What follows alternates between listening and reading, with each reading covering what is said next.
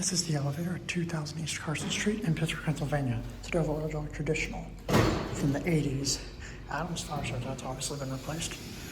It's inverted as well. It's really small panels off to the side.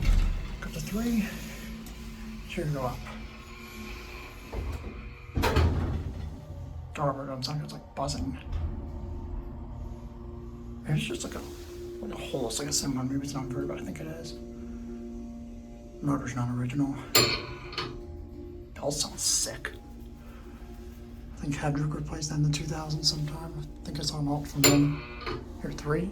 I don't think the controller is original, I don't even know. No, the controller's not original. Bell sounds terrible. I said the bell's what's not the door, that bell sounds awful. 88 phone. Is it King's 3? I think it's King's 3.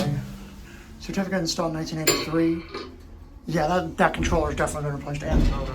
It's a basic stainless steel cab. It's kind of nice. It's a different kind of stainless steel cab. The elevator is not in the greatest shape. Unfortunately, it doesn't run the best here. Back at one. Fire switch was out. They probably replaced the controller for that.